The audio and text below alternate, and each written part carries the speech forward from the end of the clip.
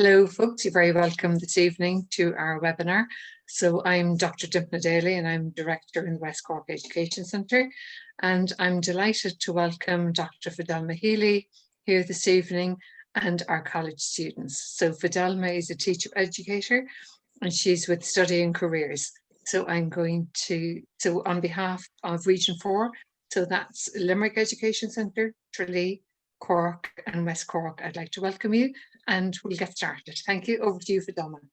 Thank you very much, Dimna, and thank you for in Cork, West Cork Education Centre for hosting this session this evening, and indeed, as you said, to Region 4 as well. Good evening, ladies and gentlemen, and good evening, students, parents, teachers, guidance counsellors. I'm not exactly sure who's online, so if perhaps you just pop into the chat button there. If you're a teacher, pop in the letter T, maybe a guidance counsellor GC, a student S. If you're a leaving cert, you're very welcome. You might put in LC, and it'll give myself and the panelists a sense of who's present. So if we want to just look at that now, so I'm seeing student, guidance counsellor, parent, fantastic. Thank you, parents. Key parent, very good. Okay, with the right mix. Yeah, fantastic. Guidance, hello all, they're fantastic. Okay, and I hope my co-panelists can see as well the mix we have here. Yeah? Yeah. Great, thanks, Lynn. Okay, so we certainly have quite a few parents online. We have quite a few students. We have guidance counsellors.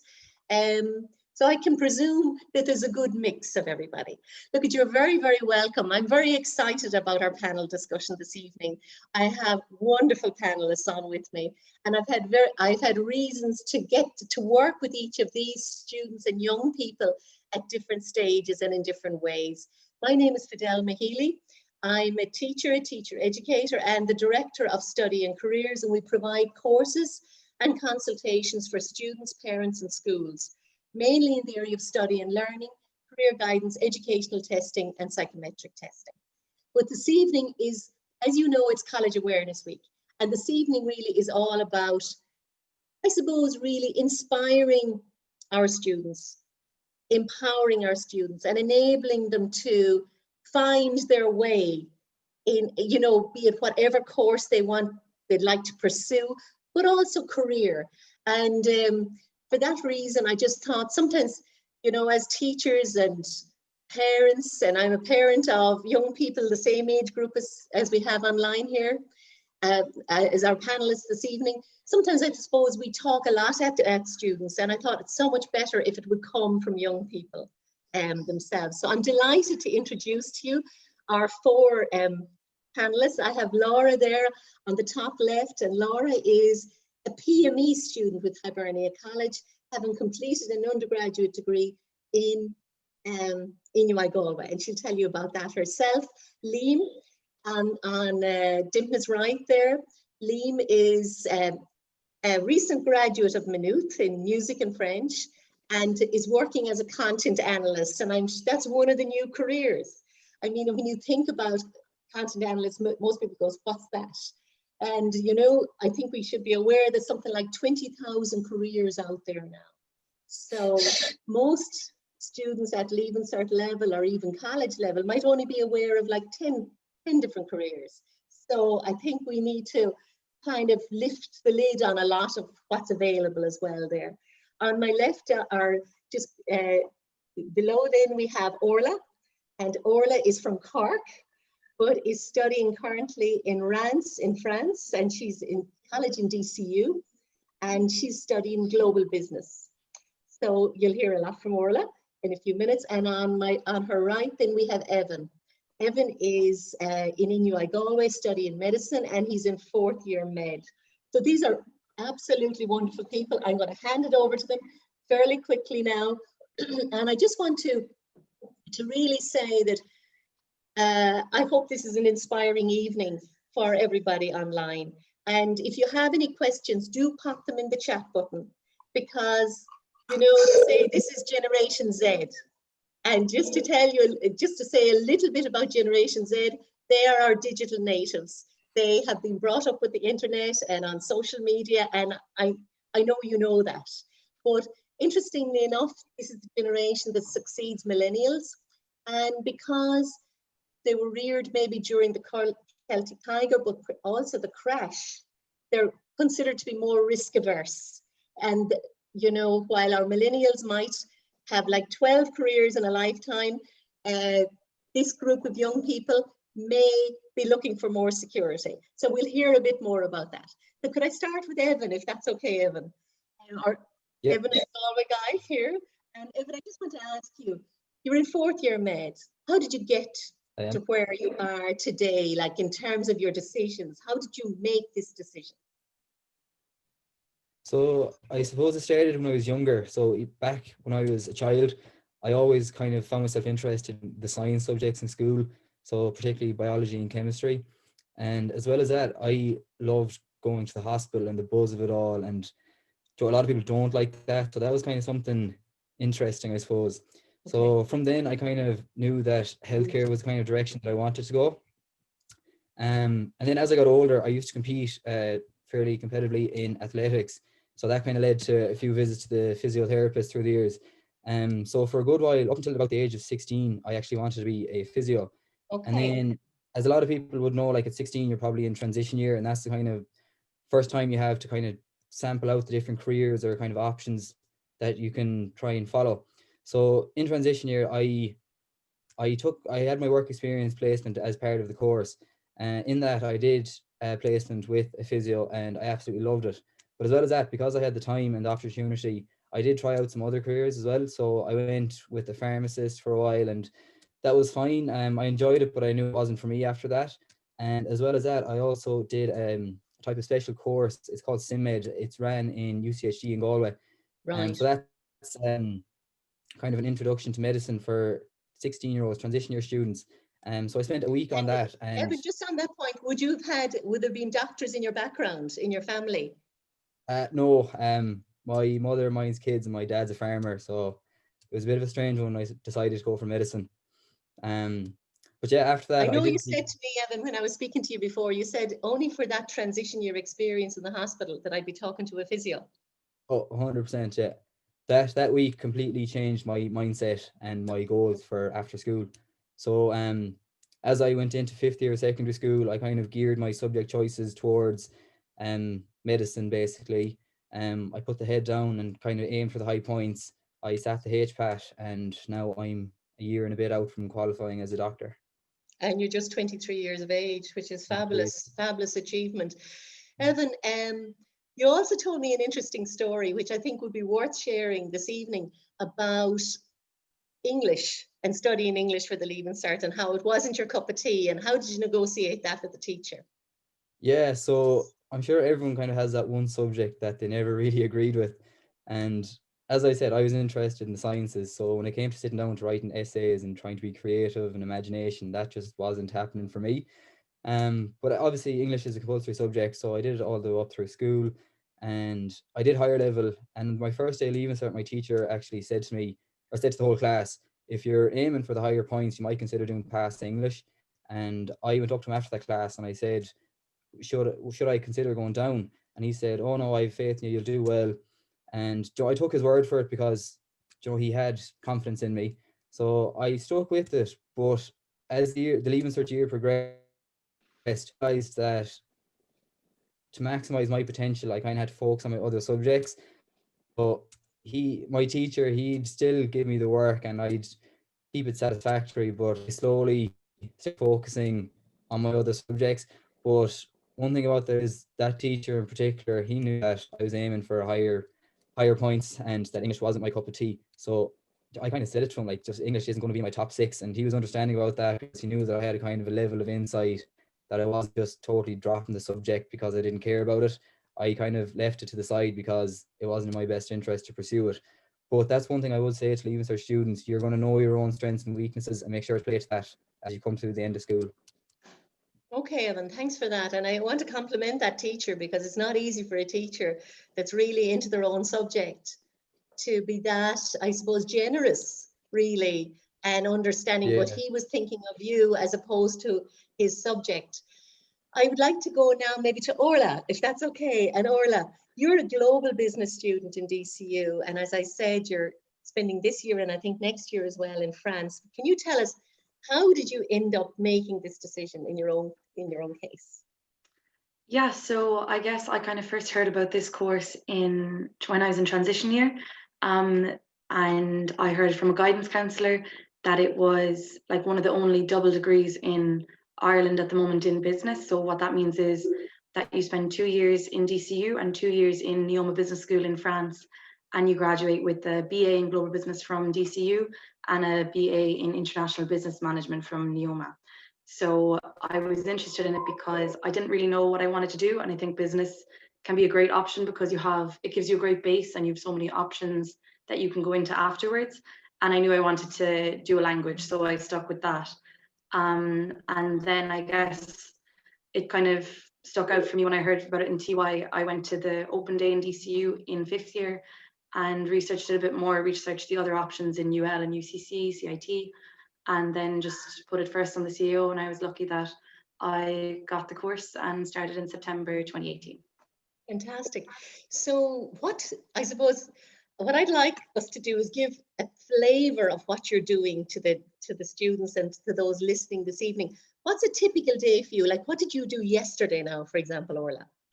Okay, so since they brought back in the lockdown in France, we've been fully online. Before that, we were doing a hybrid, so 1 week on campus, 1 week online, and so on. But now it's fully online. So the classes here are 3 hours long normally. So for example, yesterday I had a class at 9 until 12.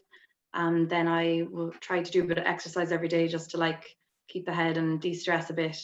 Have some lunch, and then I had another class. I was working on a presentation that I have tomorrow just for a couple of hours. What type of topics are you studying within global business? At the moment in Neoma, we're doing, for example, business ethics, strategic management of human resources, management accounting, and then also French, and I'm doing Spanish too, the option to do another language if you want. And for now we have 2 modules through English and 3 through French, but next semester from then on it'll be all through French. Wow, super. And it's great to see an Irish girl already, I understand, being exempt from studying French because your French is that proficient. So that's fantastic. We'll come back to you in a bit, Orla. I'd like to hear about what you feel are the career opportunities for this degree. So we'll hold on to that.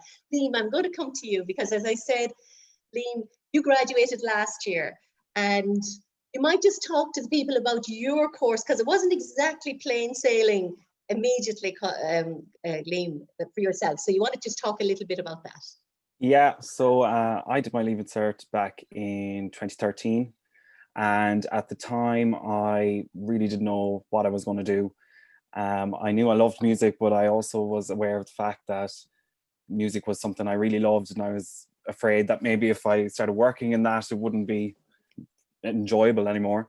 Okay. I think I also had something in the back of my mind that like, oh, you would never get a job with music, you know, you have to get something more practical, like, and at the time it was when STEM was becoming the real buzzword, you know. So I went to a few different talks and things like that, and I eventually settled on doing an IT course. Okay. So I went in, did the IT course, and about 4 months in I realized that it was not for me. Well, it wasn't just any IT course. You were in computer science and in UIG, so yeah.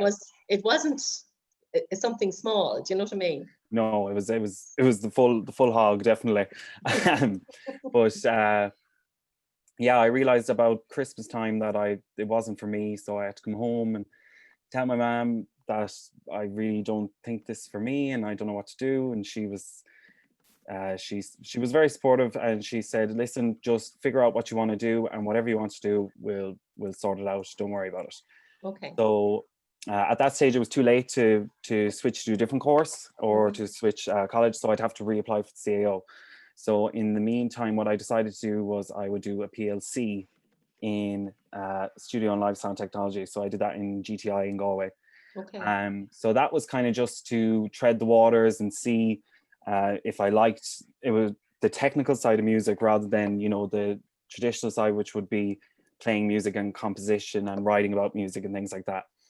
So by doing that, I realized I did want to do traditional proper music in the classical sense and everything like that. So that's then, really how you came to your decision to study music then?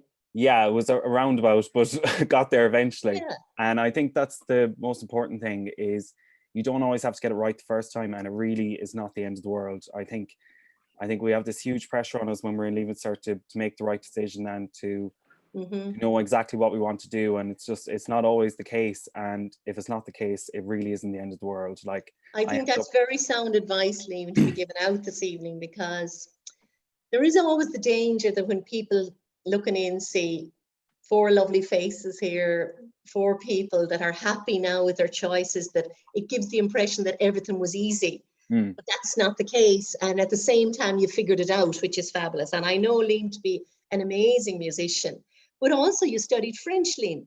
And how are you working? But tell us about your job as a content analyst, and what is that exactly? Yeah, so then when I was studying music, I also did French as well, so that I wanted to have something that, if for whatever reason music didn't work out, I had another thing as well. And I also enjoyed French, so I wanted to keep it up, and I would get to do a year abroad and things like that. So I did the degree, got music, got French, that was all good. And then I started looking for jobs. So I was working in a few different jobs before COVID. And then with COVID and everything, I was unemployed for a while. And then about 2 months ago, I got the job as a content analyst. So I'm a content analyst in French. So basically what that entails is I'm reviewing content, but in my case, it's advertisements online that are in French, making sure they're all correct and there's nothing illegal going on or anything like that. So I just approve them and review them and fix them up, make sure the spelling's right and all that kind of stuff. So I've gone back to French, but I still have music very much in my life and around me. So I'm very happy. You have your own events company as well, don't you? So yeah, so I was running events as well before for COVID as well. So at the moment that's kind of on pause, but hopefully in the future we'll be able to take that off again. Yeah, hopefully we'll all be back again. Laura, thank you very much, Liam. Laura, last but not least, exactly. So tell me, Laura, tell us about your journey and how you've come to decide to study primary teaching. Yeah, well, my journey definitely wasn't Maybe we're plain sailing either. I always knew I wanted to do primary school teaching. I had it down in the CAO. I put down all the teaching colleges. There's Pats, Marino, Mary I, Maynooth, but unfortunately it didn't go my way in the end.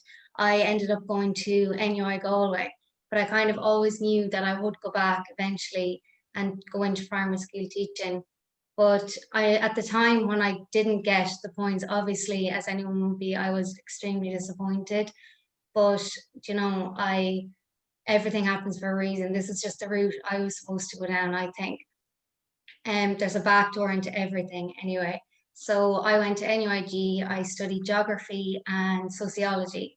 I did that for 3 years, and then I came out after the 3 years, and I still I was like, do I definitely want to go down the teaching route? But so I went and I kind of volunteered in a few schools around home, just to make sure it's what I wanted to do. And then I really, really enjoyed it. Like, I love the school environment. It's just something I really like doing. So then I knew I definitely wanted to go on and do it. So I went ahead and I applied for the Masters with Hibernia College. I started that in April 2019. So I'm due to finish hopefully in April next year. Yeah. Fantastic. Well, I suppose I have to declare here that I just supervised Laura's last teaching practice. And you're a joy to work with, Laura. And I think the children that you'll be teaching will be very, very fortunate, because you bring a lot of joy and super interest to the classroom. And I suppose really you are living proof, Laura, that you were right in your original hunch to be a primary teacher. And even though it didn't come your way, you still didn't let that, shall we say, you refer to it as disappointment, knock you off your intention. And I think that's a key message to all our students out there, is that we are very fortunate nowadays to have many routes to get to where we want to be. Don't give up on what you want, because your hunches are so right. Like when I work with students around career choice, we run a course called Matching Personality to Career Choice. Their interests, it's not just their ability. Obviously, the exam system tests ability and competencies all the time. But things like your personality, your interests, your values, and what motivates you to get going and what excites you. These are crucial factors in the career and the job that you're interested in. And in a way, you need to project yourself out there first before you come back and decide on the course. So actually, let's just look a little bit at that now. But before I do, Liam and Laura, if I could just ask you, you're both 24 now, so you're still very young. But if you were to go back to the 16 and 17-year-old Liam, how would you advise yourself? What would you do anything differently, Liam? Do you know what I mean? Yeah. Given what you know now. It's hard to know because in one way I'm like, yeah, I could go back and tell myself, oh, go and do music in Maynooth and all that, but then, you know, everything happens for a reason, I think. And if I gone to Maynooth, if I hadn't done my 2 years in Galway and then gone to Maynooth, I wouldn't have met all the people that I know now. I wouldn't have met like the members of staff and stuff like that. All the people that I've met over the past 4 or 5 years, you know, so it would have been a very different experience, I'd imagine. You know, so it's hard to kind of look back and change that, you know. But, so you're saying really no regrets? Yeah, no regrets. And I think it's kind of what you're saying there about following your gut. You rarely regret things if you follow your gut, you know. Even if you feel like you might have made a mistake, you won't regret it because, you know, you followed your heart. You know, I mean, let's face it, again, I'm talking to all of you, but in every student's life, or every 16 or 17 or 18-year-old's life, there's a parent, there's parents, there's brothers and sisters, there's grannies, there's granddads. And what about telling them? Are you with me? Laura, was that hard when you shared with them, look, I really want to do primary teaching, I didn't get the points? Do you know what I mean? Was it difficult at that level? Yeah, I suppose like it's always difficult because everybody knows your routine. Everybody knew I wanted to go ahead and do primary school teaching, Right. And then having to break that, no, I didn't get the points, and tell everyone. But looking back, like it's definitely the route that suited me better. Like I loved my 3 years in Galway. I made so many friends, like really enjoyed it. I wouldn't, like, it's only an extra year anyway. Yeah. So it's literally just an extra year, and I had the best 3 years in Galway. Made so many friends, so much fun. And then 2 years, I'm definitely more mature now to go into the classroom. I think I would have been so nervous at 18 going in teaching. Like I feel like I wasn't long out myself. I know. And So, some of us do that. Absolutely. Okay, moving on now to the career that you're looking forward to, you know. I suppose what I would like to ask you is, what are you looking forward to career-wise? What contribution do you want to make? Evan, if I start with you here, and like, I suppose, what are the problems in the world you'd like to solve or contribute to solving? That might sound very lofty, but I mean, this is the motivation that gets you going. Yeah, so as I said, like my career will be starting in a year and a bit as a junior doctor. So I'll be starting my first job in a hospital. So like one of my main interests in terms of medicine is cardiology. So I'd be kind of aiming or hoping to specialize into that down the line. And yeah, like one of the big problems in the world these days now is like cardiovascular health. So it's becoming more and more prominent. There's more and more patients coming into the hospital with cardiovascular problems. But even I suppose the difference I want to make is more of a personal level than like one massive global difference. Like when you see someone coming into the hospital and they're after having a heart attack and they're in a bad way, and you make the difference to make such a big improvement in their life, and you see them going home a completely different person.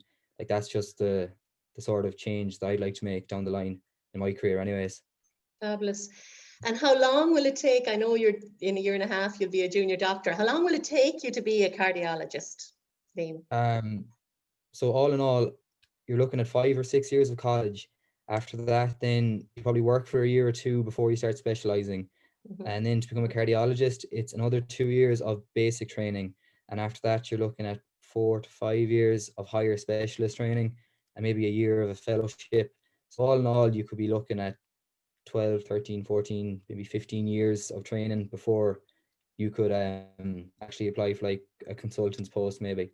Of course, it does vary, but on average, it'll be about 12 years anyways, I'd say. Yeah, so it's well earned, isn't it? But I guess, as you said, it's such an important specialism that it's nice for the public to know, Evan, that you're so well trained. Do you know what I mean? And you're so well educated in that specialism, because Yeah. health deserves it, really, you know? So that's fantastic. Exactly. And it's very interesting about the contribution you want to make. And I'd really like us to talk a good bit about this actually this evening, because I think when we're talking to young people, we need to talk about the prize. What's in it for them? That why all their education? Why all the learning? It's really, like you said, it's a personal contribution that you're thinking of, and the difference you can make to other people's lives. So it's really lovely. Thank you for sharing that, Evan. Orla, what about you? What are you thinking of for with regard to yourself? Yeah, so like I was saying, there's a lot of options available with a business degree. You know, it gives you a foundation. You can go into so many different areas. Personally, just from what I've been studying this semester, in terms of business ethics, so that kind of encompasses like sustainability policies, corporate social responsibility, that kind of thing. So you're looking at how can businesses positively impact society, the community they're in, the environment.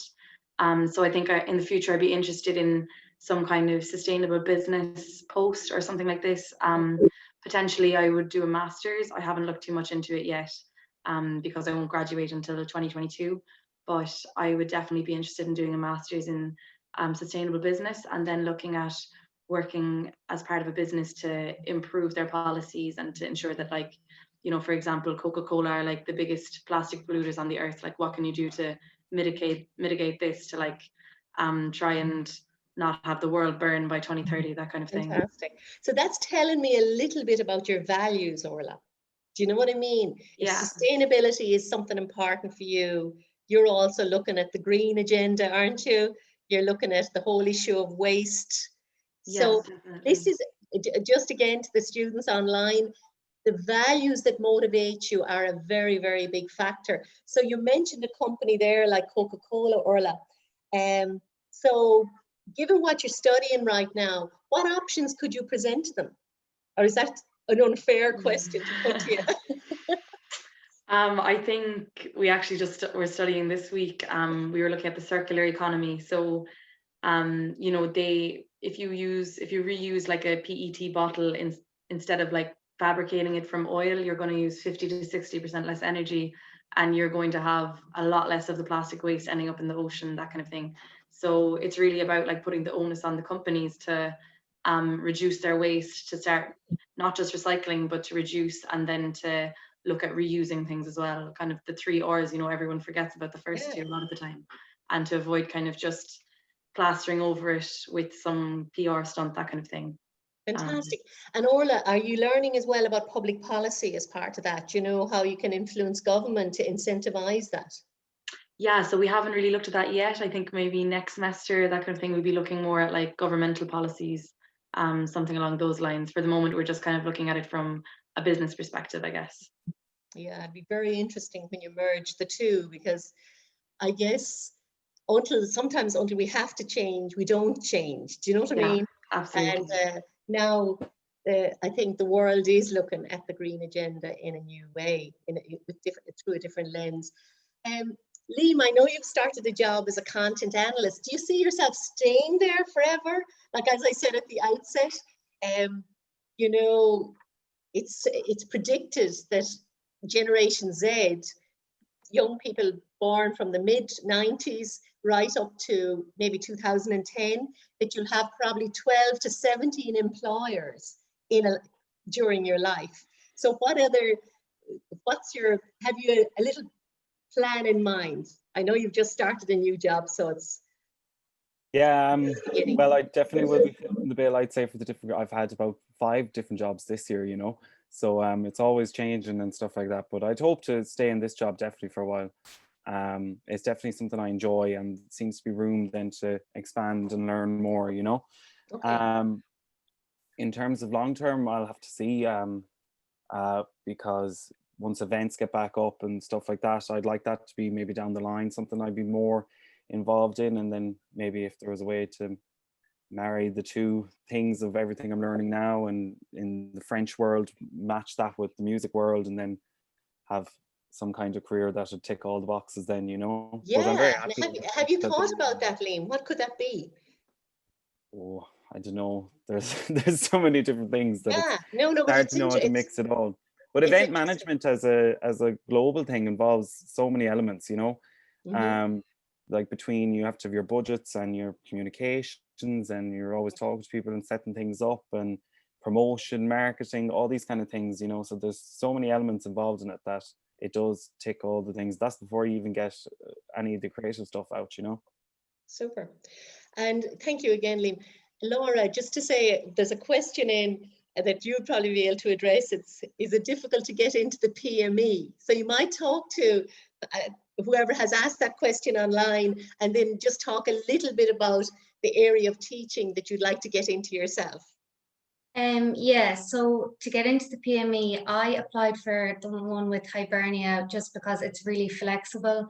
If I apply, I didn't apply to like any of the other teaching colleges just because they're more full-time, and the way I did it, you can sub as well, so you're able to make money, obviously, but you need to send in your application form and then you have an interview. So I would say if you are considering going for the PME, to keep up your Irish if it's primary school teaching you're going for, because there is an Irish interview. But then like it's 10 minutes. I just studied for it. I'm not the best at Irish in the world, so don't let that turn you off it. If I can get into it, anyone can. It's literally just studying for the Irish, and then there's a 20-minute interview as well, just talking about why you want to do it, what you can bring to teaching, and all that. And then within 2-3 weeks, you will know if you're accepted or not. I don't know about the other teaching colleges. I don't know if it's, I'd say it's a similar route. It's It is. yeah, I didn't apply for them at all. I just went straight for Hibernia, just simply because it's really flexible. And you can do your work at home. You can do it from your laptop. COVID hasn't affected me really much at all because this is what I'm used to, all online learning and stuff. So that's true. Yeah. Yeah. And I can work during the week and do all my college work in the evenings or whatever. So that's just the reason you are doing some sub teaching at the moment, are you? Yeah. It's interesting because you mentioned money, and I mean we live in the real world and we all need money to survive. But how have you been? I mean, I think it's fair to say none of you were born with a silver spoon in your mouth. Do you know what I mean? And I mean that in a very respectful way. At least I don't know if you were, but I don't think you were. So what I'm going to say is how were you supported through college? Do you know what I mean? Was it all based on your family? Did you work through it? Like, Evan, what about yourself? Yeah, so I've been working ever since I turned about 18 and left school. I work behind the bar, so it's quite flexible. I'm able to take shifts when I want them. Like my employers are very sound about the whole college work balance. So I take as many shifts as I want, and as well as that, I won the All Ireland scholarship after my leaving cert as well. So that pays €750 a month for the duration of my undergrad. So between those, it's kind of helped the financial worries of college. Well, you're very fortunate. Congratulations on that. Orla, what about yourself? Yeah, so I've had jobs most of the time through the term in college and then over the summer as well. What's great as well about doing an Erasmus is that you have access to the Erasmus grant. So it changes a bit every year, but this year for us it's about €250 per month that you get for every month that you're studying. And you can get it for a total of 12 months. And then if you're doing an internship, you can get a slightly higher rate as well for the months of the internship. So that's great. Other than that, it's my family have been supporting me as well. Absolutely. I'm really pleased we're talking about this, because some of the students listening now, our parents as well, could be very, very worried about the financial situation. Liam, you did an Erasmus year as well, didn't you? Yeah. I was in France 3 years ago. Okay. So I also received the Erasmus grant for that. So that's a big help, you know. I also worked when I was in France. I worked in an Irish bar, and I was working teaching English over there. That was my Erasmus program I was on. So I wasn't actually studying. I was teaching English as a second language in primary schools. So Super. I got paid for that, and then I also got money for Erasmus as well. So it was actually very comfortable altogether. The money. So and then in terms of college, I was working throughout college. I was teaching piano for the first 2 years, and then when I came back from France, I got a job up in Maynooth. So look, I suppose it's you've all been very, very resourceful, and that's very important. I know, Laura, you addressed the fact that you do some subbing as well, so that's fantastic. Okay, just moving on a little bit then. I see there is a question in for Evan. And I'll touch on it real quickly. Evan, could you talk a little bit more about your work experience in the hospital? And is this work experience applicable to NUIG? So I think really, if you talk about, you know, you were telling me you have a different month in different areas of the hospital, don't you? Yeah, so at the minute I'm on placement. So the last 2.5 years of the undergraduate medical degree in Galway are all placement. With COVID now, it's actually changed. A lot of it's online. Like I started a new rotation yesterday. I started pediatrics, and typically I should be in the hospital for the entire month. We do 1 month in each specialty in this year. So yeah, I'm on peds at the minute. So I'm working from home from this week. Next week I'm back in the wards, and I'm in like the emergency department and outpatients and just different areas like that. And then I move into Sligo after Christmas. I spend a year training up there. I come back for another half a year, sit my final exams, and then that's me finished. And yes, that's all applicable to NUIG. That's compulsory to qualify to get your degree. You have to pass all your exams. It's all part of your practice. Yeah, it's all part of your practice. Fantastic. So I know you ranked cardiology as your #1. What else would you have enjoyed of the different experiences you've had there, Evan? Emergency medicine would be the next on my list. It's a lot more varied than cardiology. Like you see different types of patients, different types of presentations. You know, you could have a child in with a cough at one stage and then suddenly have a massive car crash come in a minute later. And it's just so varied and interesting in that kind of aspect. Okay, actually there is a bit of a clarification here, Evan, that they may have been referring to the TY experience you had in the hospital. What, you know, did that, well, that you said that did help you. What exactly did you do on that TY experience?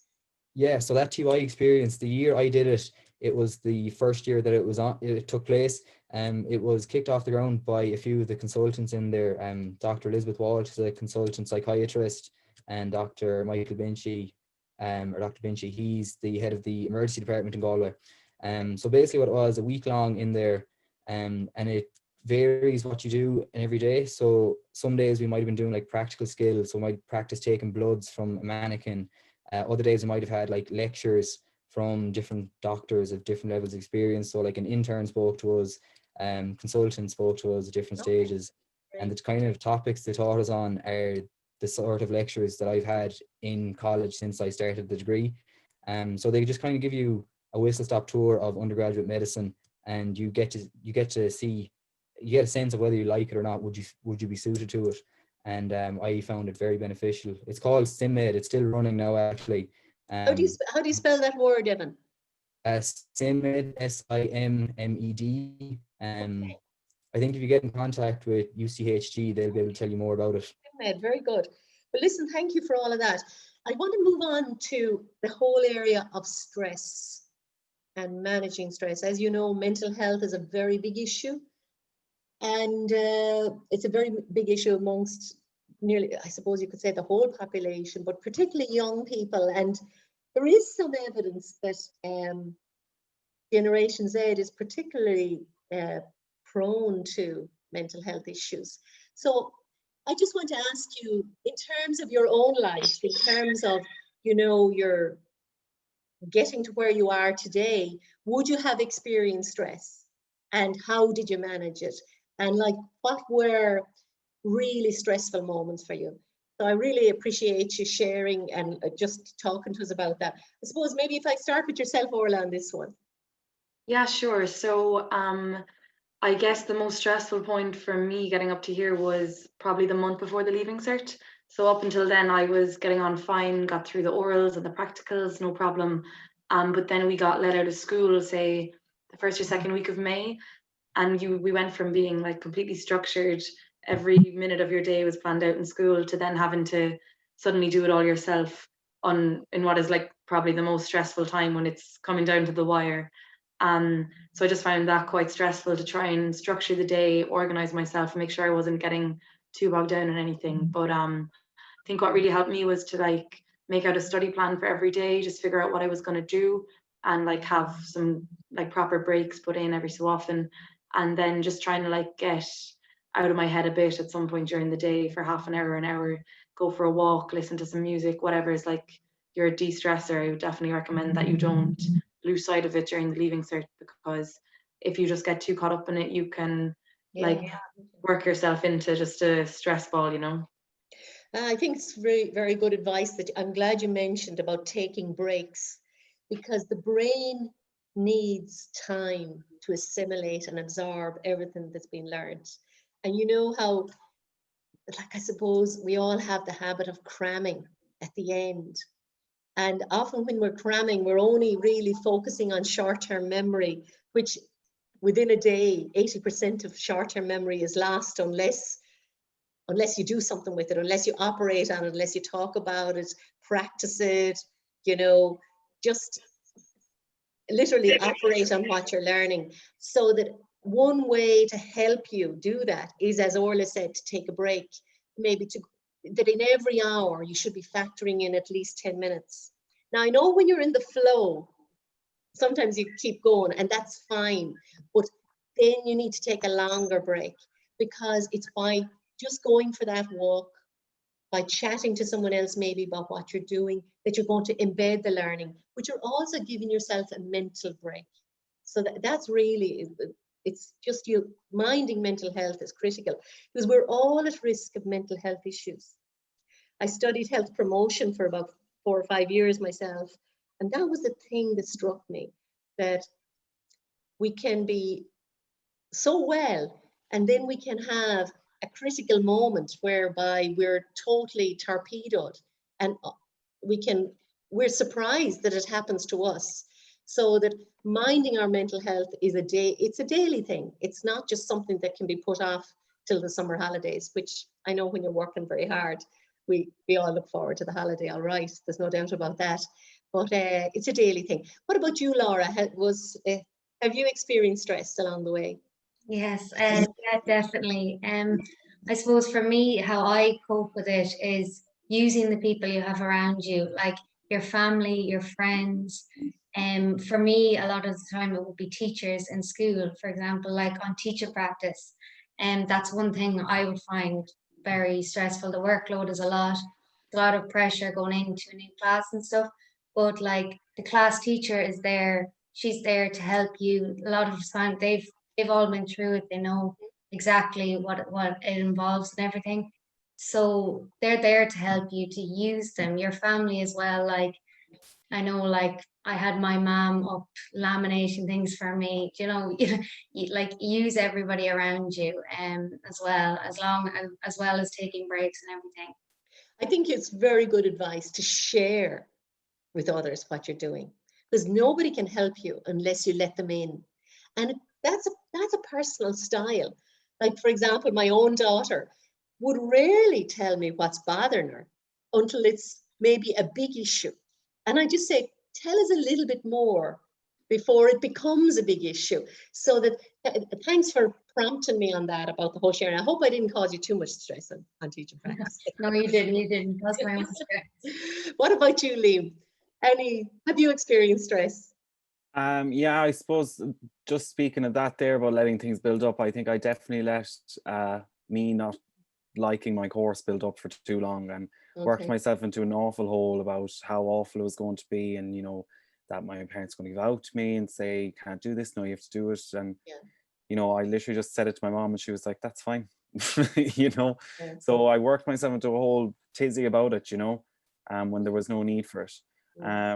I think that's something we can all do in every aspect of our lives. Just when we have a problem, you know, address it head on and don't let it build up or, you know, get overwhelming, you know. There's so much to be said for a problem shared is a problem halved, isn't it? Yeah, definitely. Because I think what happens is we think that nobody else has ever quite felt this way, or that we're, do you know what I mean? Whereas, let's face it, most problems that we have, someone else has had them. Do you know what I'm saying?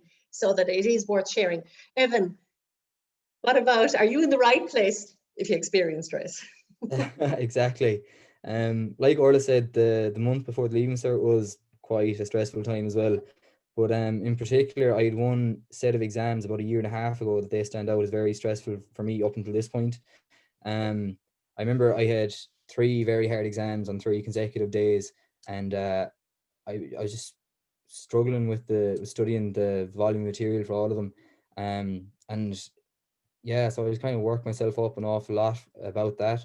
But one thing that I found helped at that stage was speaking to the other students in my year. I just kind of said it one day. We were sitting down for lunch. I was like, does anyone else feel awful stupid while studying these? And they were like, yeah, we all feel the same way. You know, we were all kind of panicked and worried. And once I heard that I wasn't the only person in that situation, it was a bit reassuring. And as well as that, I spoke to the students who were a year ahead of me. So they would have sat the same exam the previous year, and they all gave me the exact same advice as well. We all felt the same way. We all passed it. Like, everyone's going to experience this kind of stress, but it will be fine at the end of the day. And lo and behold, I passed the exam and it was It's fine. like, maybe it's one of those key hurdles in your course that everyone has come up against, but only by asking you found out.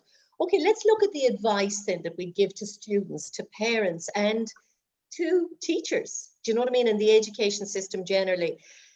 I'm conscious that we also have a number of people online this evening that maybe are not happy with the courses they've studied. You with me? Are not happy with the degree they got, that would be considering, okay, it was okay, but I still know it's not the light bulb moment for me. Do you know what I mean? So maybe if we could just talk about, what advice would you give to students who are unsure of their path at the moment? Or what advice would you give to people, maybe that older students who've studied already and are still not sure? Do you know what I'm saying? So can we shoot at that? Perhaps Evan, if you want to start on this one. Yeah, so I suppose it depends. Like, if you're at an earlier kind of stage, still in secondary school, and you're in TY, for example, use that to your advantage. Most TY coordinators, they're going to incorporate some period of work experience in that year. So if there's any sort of area at all that you have an interest in, try and get involved in that for that period of time. But as well as that, if there's a lot of areas that you're considering, go up to your TY coordinator or whoever's in charge of it and tell them that you'd be hoping to maybe take another few days off to go and experience another work experience. Like I did that. Like, I had 2 weeks of planned work experience, but I took another 2 weeks off during that academic year, and my TY coordinators were perfectly sound with it, because Yeah, they I know that think that is good advice. The TY year is a very special year, and make it work for you. Like, I was talking to a young lad now the other day. He's I guess very unique in terms of his own gifts, and he's very interested in aeronautical engineering. And he wrote to the company down in Shannon, and they're more than welcome, more than interested in coming to the school, subject to COVID guidelines. And but they said it would be like 20 euros a head, and he didn't want to have to convince every student to pay that. And I just said to his mom, forget about trying to convince everyone else. Just go and do it himself. Do you know what I mean? Because I suppose there's 2 things. One, this is something I learned when I was learning to be a teacher, Laura. Number 1, you must contribute to yourself and your own development and be good for yourself. But number 2, then you look at being good for the world. Do you know what I mean? And the contribution you can make. So I would say that that's very important, like you're saying. Actually, there's a question in here, and Liam, I think you'd be well placed to answer this. What advice would you give to a student who does not like their course after starting it in college, and it was their first choice, Should they stick it out till the end of first year, or should they drop out as soon as possible? Yeah, well, like, it depends on every situation. Mhm. For me, the reason I ended up finishing the year, because I just didn't want to leave it unfinished. I said I might as well finish the year, and then if if Yeah. anything ever changed, or I wanted to go back to it, it'd be a lot easier, and things like that, because I'd say I have a year done. But yeah, it's up to you. Like, for me, it was a case I was able to finish it. I didn't enjoy it, but it wasn't horrendous. And for some people it might be. So maybe the immediate thing for them would be to get out as soon as they can. But Yeah, I if you think that's can't, very try and stick it out dependent. and I agree with you. It's finish it, very and you never dependent know, there on, might be something that you might like in it. yeah, exactly. It's dependent on the person. Laura, what advice would you give to students who are unsure of their path? My advice would probably be, if you are unsure which way to go, consider a broader degree, because like there's no point going into something and dropping out after if you're not 100% sure it's what you want to do. Whereas if you do a broader degree like I did with arts, there's so many different subjects you can do in it. So like everyone's going to have an interest in at least two of them, whether it's like there's such a wide range, like English, Irish, maths, history, geography. You can do languages, you could go in, you can do business or anything. So then after the 3 years, you might have more of an idea what you want to do. And with that level 8 degree, you can go into like not just teaching, that's just the route I went down. You can go into so many different paths. And then by the time 3 years is up, you might have a better idea of what you want to do. And it might be better suited to you going that way than going in maybe not 100% sure what you want to do and then end up leaving it after a few months. Yeah, I think, for example, you said to me, Laura, the other day that you considered occupational therapy as a path forward at one point. Yeah, I came out after I finished my arts degree. I came out and I knew I wanted to do teaching, but out of nowhere I was like, well, maybe I want to do OT, and that went after about 2 weeks. I didn't want to do that, but if I did want to do that, I could have done that with my arts degree, with my level 8 degree. I could have went over to Edinburgh to do OT. You can do it here either, but I just went down the teaching route. I think it's really important though, that you considered it, Orla or Laura, because the talk, like, it's quite amazing really that we spend so many years in formal education studying for results, and we spend so little time by comparison looking at our life purpose, looking at what we're suited for. And there can be so much disappointment by such talented people because of poor choices. So this is why they talk about, some of the research talks about making the unconscious conscious. Carl Jung talks about this, where often, Liam actually used the word, you'll know in your gut if it's right. That gut is your unconscious. The conscious mind is only the tip of the iceberg, literally 10%. But the 90% is the bit where you are saying, what really matters to me? What would I love to do? What would I be jumping out of bed in the morning for? And that takes a bit of time. Okay, so let's then look at what advice would you give to parents, maybe, Orla, if I come to you, about maybe worried about their son or their daughter that isn't focused? Yeah, so I think parents have a tendency to get just as worked up as students sometimes when it comes to the Leaving Cert, or even more in some cases. But I think in the first instance, you just have to trust them. Like, they're going into school every day and like they're putting in like work from 9 to 4, and maybe when they come home, their first instinct isn't to take out the books and do another 4 hours when they come home every evening. So I think what's not helpful is to be constantly checking up on them, like constantly, are you studying? What are you learning now? How's it going? Are you learning loads? Like, and just kind of being overbearing, I guess is the word. So I think if you just trust them to kind of know themselves what they're doing and give them a bit of space and trust that they'll come to you if they are actually having any struggles with anything, like you can just be in a shoulder to cry on or like a listening ear, but you don't have to go overboard, I guess, would be my advice. I think that's good advice, Orla, but you know, parents really do struggle with it, like you said, because they're so concerned. And I mean, I think we're lucky that now the Leaving Cert is a very important passport, and we're the first to say that. But there are other ways as well. So I just want to really encourage people listening that there's many ways to skin a cat. Do you know? I think the media doesn't help with all the hype around the Leaving Cert. You with me? And maybe even the peer group doesn't help sometimes, because they're like, oh, you know, you're definitely going to get 600 points or stuff like that. That doesn't help either. So that we need to really anchor ourselves and ground ourselves and say, just answer to ourselves a little bit, you know? What advice would you say for parents, Evan? Just to, or maybe if their son or daughter isn't that focused. Yeah, so I suppose if the parents are worried, they might even just sit down and speak to their son or daughter. Like, for example, if they're not terribly focused, sit down with them. And as you said earlier, like a problem shared is a problem halved.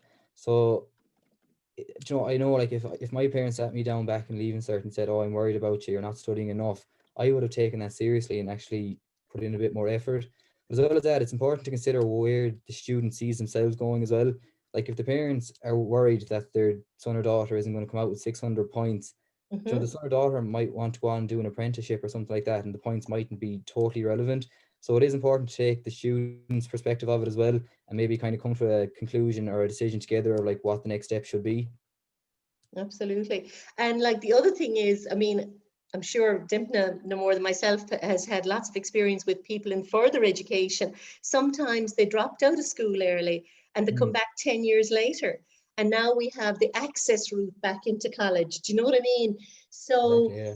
I was just listening to a young girl this morning who dropped out at 14, and she had a teenage pregnancy, and now she's in her late 20s.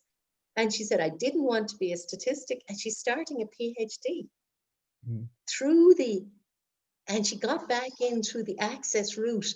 So there's many ways. That's, I suppose that's the most encouraging thing to say. There's many ways to skin a cat. I'm conscious of the time, and I know I want to let Dimpna back in on the PME. Absolutely. Let's just talk to the Minister for Education for a minute.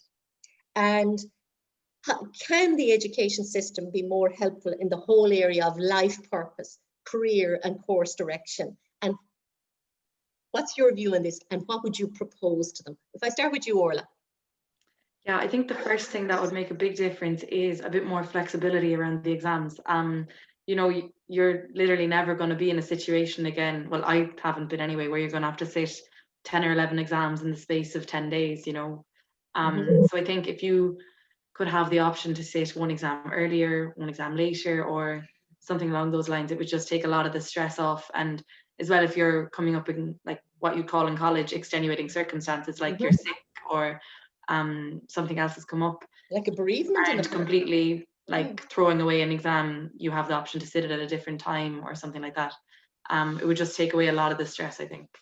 I think that's a very good point. And I know at one stage I had a past in politics, some might know, but we did propose to the minister that if a student was ready to sit their Leaving Cert in a particular subject at the end of 5th year, let them do that. Just give that flexibility. That's a great point, Orla. What would you say, Aleem, to the Minister for Education? What would make a difference? I suppose just more knowledge early on about all the different possibilities that are out there, you know, because when we're in primary school and secondary school, all we know is English, Irish, maths, and, you know, science, geography, the usual stuff. But, you know, we don't hear about psychology or sociology or all these other jobs, law, you know, things like that you don't necessarily study in school, but you might never even think of as an option, just because you're always thinking of the top 6 or the top 7 subjects, you know. So I think it's just to open that up a bit, and if you could incorporate tasters and stuff, like the TY program's great, but I think it'd be great to have more early on injection of that kind of stuff. It's an interesting point, because I suppose, having worked a lot with second level students, I find from very early on 1/3 of students know exactly what they want to be.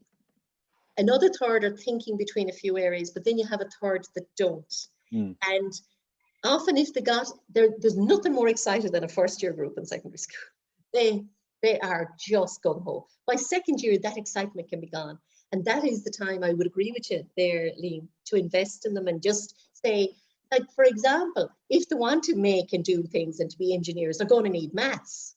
If they want to be primary teachers, they're going to need not just Irish, but honours Irish. Do you know what I mean? So this is important. What would you say, Evan, there in terms of advice to the Minister for Education and just around that whole area of life purpose, career, etc.? Yeah, so I think it'd be worthwhile looking at like the structure of the current Leaving Cert. Like as Lee mentioned, all we really know from the get-go of education is kind of English, Irish, maths, and like they are the compulsory subjects that we've no choice in following. But I'd almost be in favour of a structure almost like the English A levels or something along those lines, where you could pick maybe 3 subjects that you could do in depth, that you have a proper interest in, that you could see yourself following into a career pathway, rather than this, like I mentioned, I had to do English for my Leaving Cert, but I had no intention of ever following it again.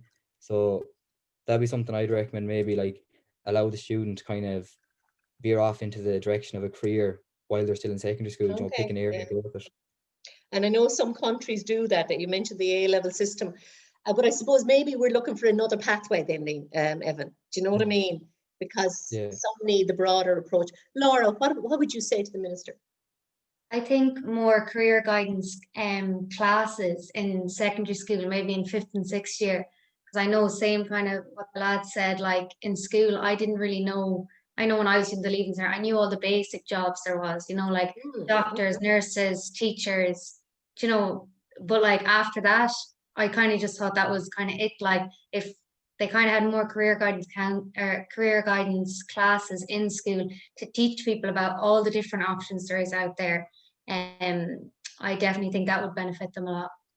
It's an exciting world, the whole world of careers, and if we could find a way, I suppose, to be fair, the college open days do give an inkling, but there still seems, from all the feedback, there still seems to be so much more needed to be done. But look, I think we've come to the end of the evening, and there's lots of wonderful feedback here. There's a comment here, it's so important, Fidelma, for these young people to mind themselves and be entirely happy with their career choices. If you're happy in what you do, that will translate into whatever it is you do for others. Happy professionals are happy recipients of the service they provide, and all will benefit from every single individual's amazing talents. Well, thank you for that, John. That's very sound. Great answer, Orla, from Anne-Marie. I think space is something we all need. Communication between parents and children is essential. From Siobhan, thank you all for such an insightful webinar, fantastic presentation.